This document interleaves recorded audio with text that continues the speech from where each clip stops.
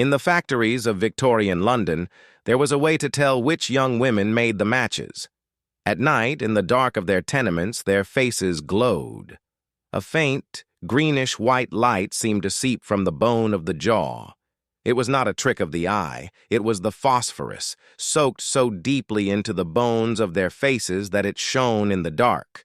And where it glowed, the bone beneath was already dying. They called it Phossy jaw, and the company that caused it knew exactly what it was doing. Sinister business, bankrupt empire. The match was one of the great conveniences of the 19th century. Before it, making fire was slow, dangerous work. The friction match changed daily life across the world, and the cheapest, most reliable matches were made with a single ingredient that struck easily and burned hot: white phosphorus. By the 1840s, factories across Britain were producing them by the millions. The largest of them all sat in the East End of London.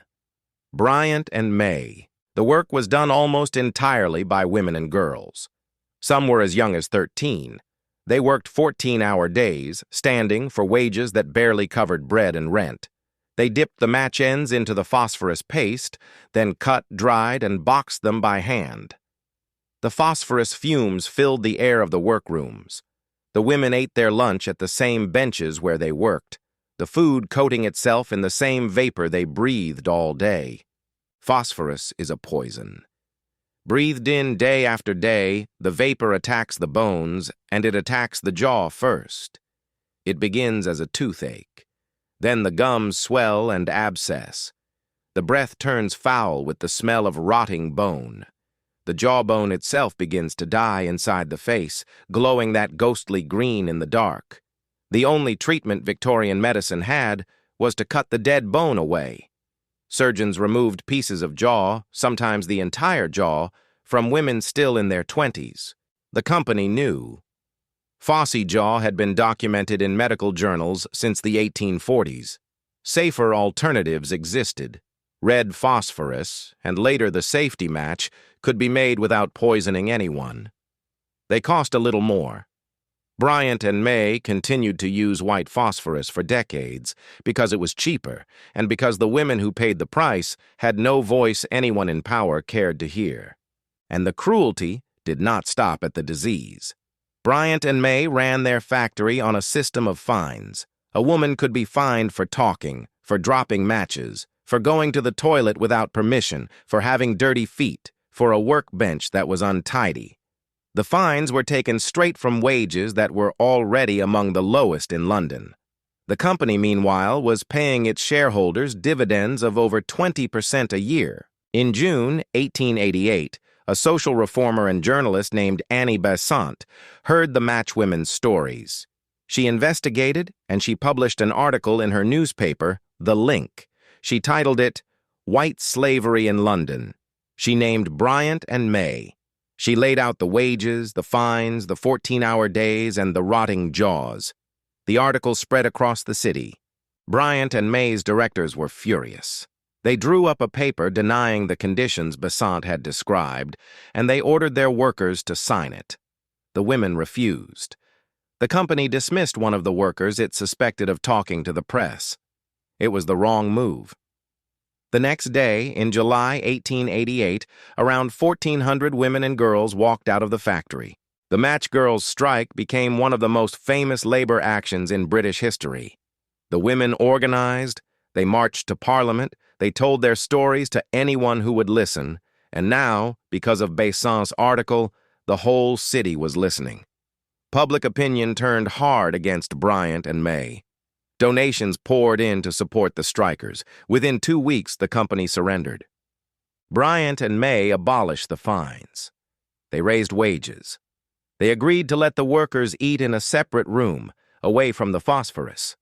The matchgirls had won. They formed the largest union of women and girls in the country. Their strike inspired the great wave of unskilled labor organizing that swept Britain over the next 2 years. But the white phosphorus stayed in the factory. The jaws kept rotting. It took the Salvation Army to shame the industry into change.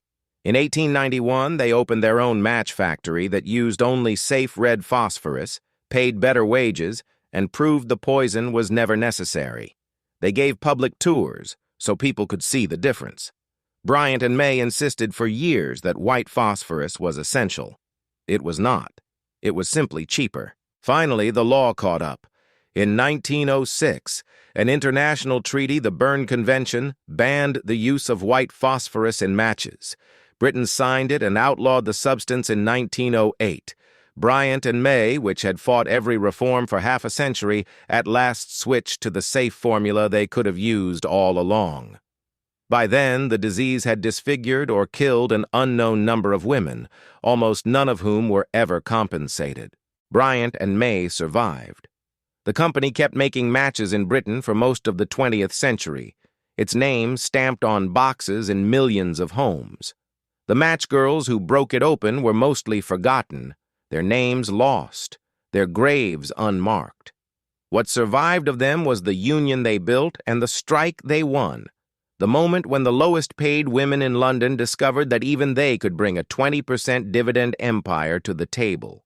Phossy jaw is gone now, eradicated from the world by a law that simply forbade the cheaper poison.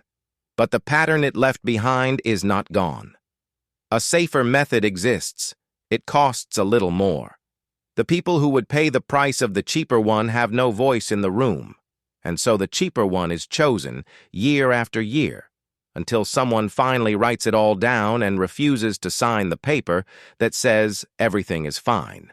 The matchwomen of Bow have a memorial now, more than a century late. Historians have recovered some of their names.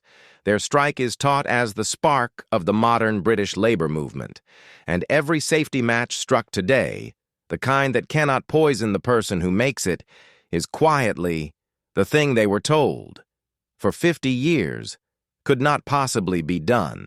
Bankrupt empire, sinister business, the dark side of business. Subscribe.